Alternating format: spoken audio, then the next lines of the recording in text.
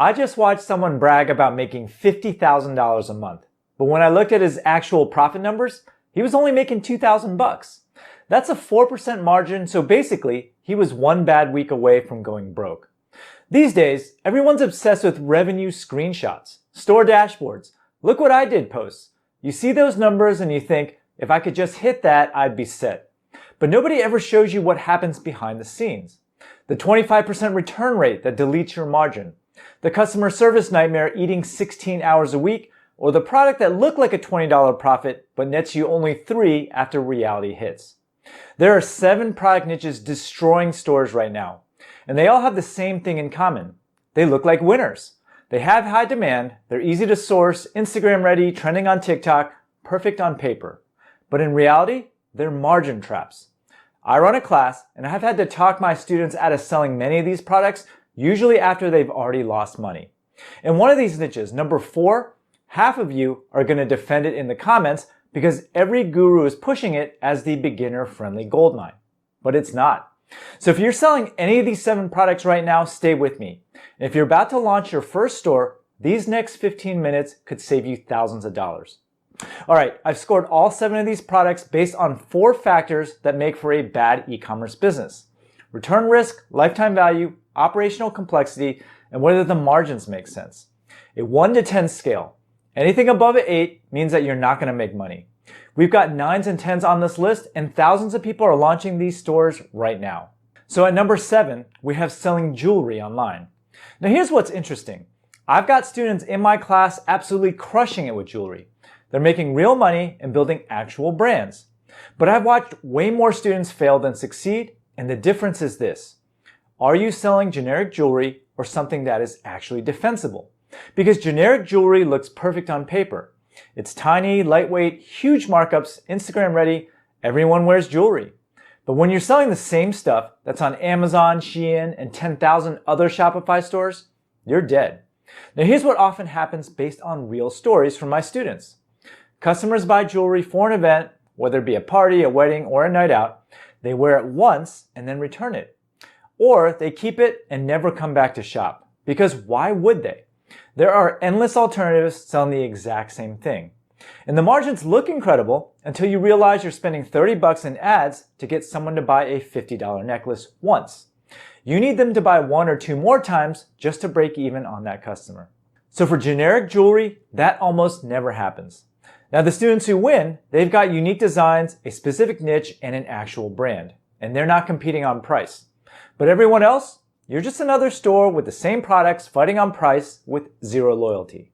Alright, at number 6, we have home fitness accessories. Resistance bands, yoga mats, foam rollers, weighted vests. These look like absolute winners when you're researching them. Because fitness is evergreen, search volume is massive, and everyone's working from home. But here's the biggest problem with fitness. People buy gear with motivation, and then they return it when the motivation dies, and it dies quickly. I had a student selling weighted vests for about a year, and he did okay. He was making consistent sales with decent revenue, but one return would completely kill his margins because of how the economics work on these bulky fitness products. Let me show you the math. He sells a weighted vest for $50. Product costs him $10. He pays $15 to ship it to the customer, so his margin looks like $25, which is great on paper. Customer uses it twice, loses motivation, and returns it within 30 days. And now he's paying $15 to get that weighted vest back. And when it arrives, maybe it's got some wear on it, maybe it smells like someone's garage, and you can't resell it as new. So he just spent $15 to ship it out, $15 to get it back on a product that cost him $10.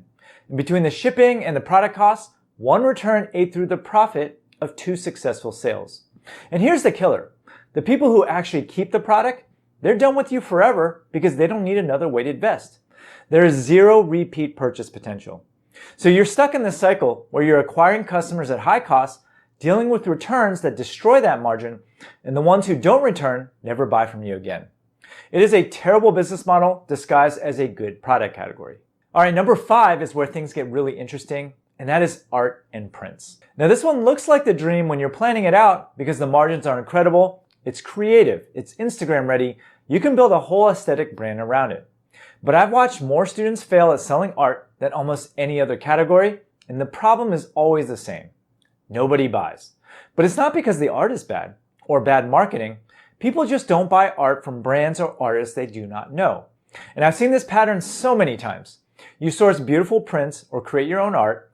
You set up a gorgeous Instagram feed, run ads showing these aesthetic pieces in stylized rooms, and you get clicks. You get traffic and maybe some add to carts. But the sales don't come. And when they do come, it is a trickle. Because art is one of the most personal purchases someone can make, and they need to trust the source. People buy art from artists they follow or galleries they trust. They don't buy prints from a Shopify store that launched 3 months ago, no matter how good your product photos are. And even when you do make a sale, the customer service nightmare starts because art is completely subjective. The colors look different on their screen. The size isn't what they expected, or it doesn't match their couch, or the frame looks cheaper in person. And returns kill you, and the customers who keep the product, they're decorating one apartment, they bought art for that one wall, and they're not coming back. So if you're not an actual artist with a following, or you don't have years to build a gallery level brand, this category will bleed you dry. By the way, if you're interested in learning how to start your own profitable online store, make sure you sign up for my free 6-day e-commerce mini course below. It's 100% free, and I guarantee you'll learn a lot. All right, we're halfway through this list, and number 4 is the one that's going to make half of you mad in the comments, which is print on demand. Now, before half of you roast me, let me be clear. I'm not saying pod doesn't work for anyone. My own kids run a print on demand store. I've got students who make money with it. But here's what I need you to understand. Print on demand doesn't fail the way other products on this list fail. You don't lose thousands of dollars on inventory or get destroyed by returns. Pod fails quietly. It just never makes enough money to matter. And here's why. The margins are so thin that you can't profitably advertise. And AI has absolutely exploded the competition in the last couple years. Let me show you the math. You're selling a t-shirt for $28. Base cost from Printful or Printify is around $16. Shipping is another $5. Platform fees, transaction fees are maybe $2. So you're left with about $5 before you spend a single dollar on marketing. Your customer acquisition costs with paid ads, we're talking $15 to $30, so you're losing money on every single sale. So the only way pod works is if you got free traffic, an existing audience, a TikTok following, organic social media that converts, and if you have that, yeah, pod is great because there's zero risk. You're not holding inventory, you can test designs and make passive income. But if you're starting from zero and trying to build a pod business with paid ads like most people do, you're on a treadmill. You're working, you're getting orders, you might even hit some revenue numbers that look decent, but you're not making real money. And here's the other problem. AI design tools have flooded the market with generic designs. Everyone has access to the same mockup generators, the same design tools, the same suppliers, and customers have endless options and zero brand loyalty because they buy wherever the ad hits them that day. And the pod sellers who brag about their revenue, just look at their profit. It's almost nothing. So if you got an audience or you want to test designs with zero risk, pod is perfect. But if you're trying to build an actual business from scratch with paid traffic, this category will keep you busy and broke at the same time. All right, number 3 are fad-driven products. Think fidget spinners, weighted blankets, those weighted hula hoops that went viral, whatever's trending on TikTok right now. These products are dangerous because they look like the easiest money you'll ever make. And sometimes they are. I got a friend who made multi-millions selling fidget spinners. He caught the trend early, rode the wave, and absolutely crushed it. But then the trend died almost overnight, and he was stuck with inventory that became worthless. That is the trap with fad products. They never decline slowly, they fall off a cliff. The trend is hot for maybe a year, sometimes 2 if you're lucky, and then it just stops. And if you're holding inventory when it stops, you're done. I've seen this pattern many times. You see a product going viral, you order inventory, it sells like crazy, and you feel like a genius. So you reorder bigger because obviously this is going to keep going, right? But by the time that second order arrives, the trend is already dying.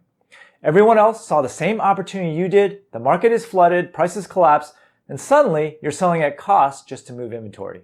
A couple of years ago, I had a friend get destroyed with selling weighted hula hoops.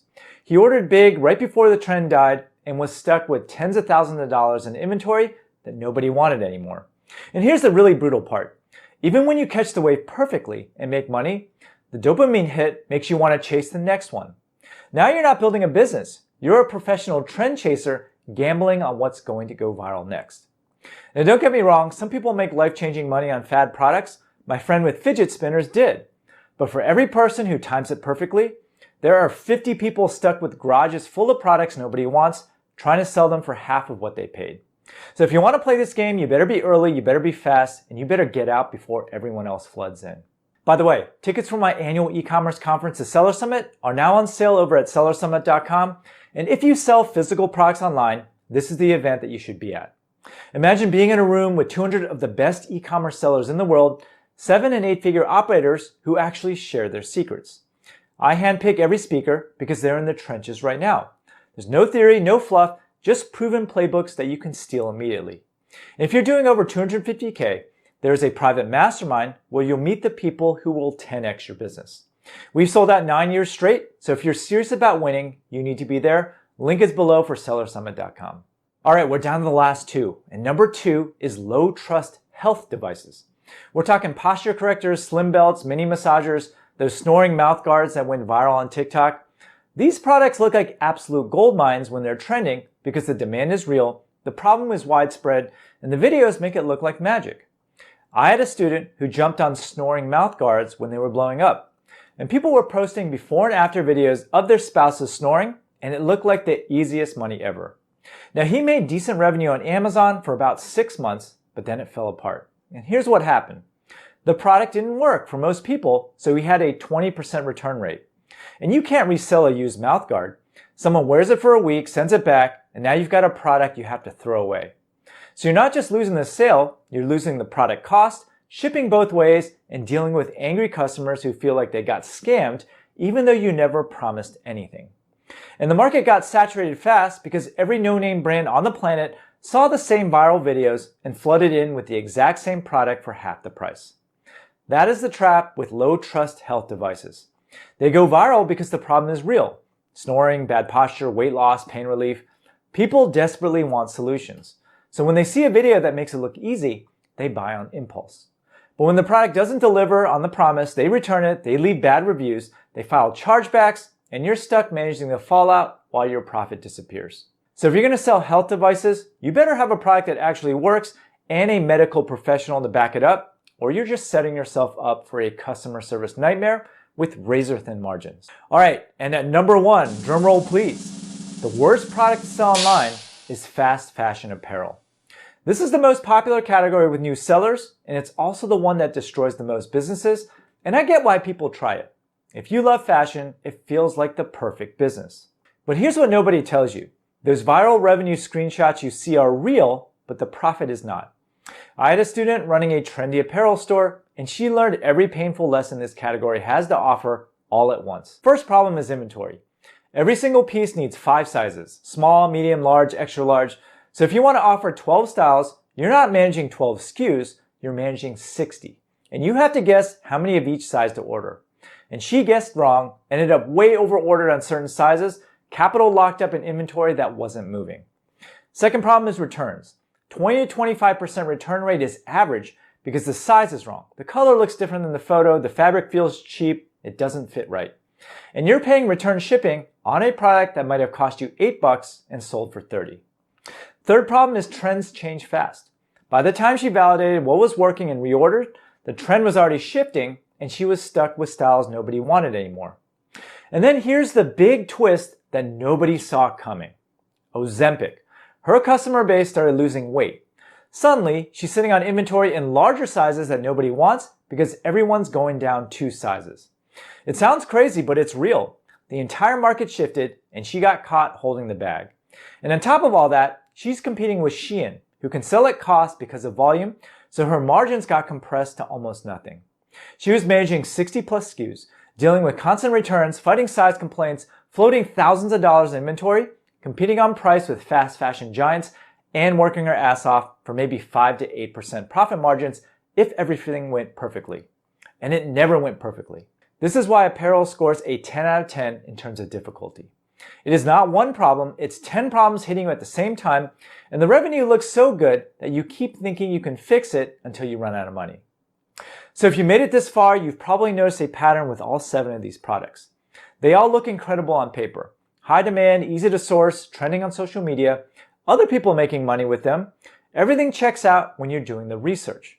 But they all have the same fatal flaws. Customers buy once and don't come back. Returns destroy your margins. You're competing with 1,000 other sellers on price, and the operational complexity eats you alive. These aren't good businesses. They're treadmills. You're working constantly. You might even be making sales, but you're not building anything that lasts, and you're definitely not making the kind of money that justifies the effort. So what should you sell instead? Now, I'm not going to give you a list of products because that's not the point. The point is understanding what separates out a good product from a bad one. Good products have high lifetime value, meaning customers actually come back. They have defensible differentiation, so you're not just competing on price with everyone else. They have reasonable return rates and margins that hold up after you pay for shipping, ads, and all the real costs of running a business. And most importantly, they're not trend dependent. You're building something sustainable, not chasing whatever is going viral this month. And if you focus on these principles instead of chasing revenue screenshots, you'll build an actual business instead of a part-time job that costs you money. Now that you understand what not to sell, make sure you watch this video here on exactly how I would start an e-commerce store from scratch today.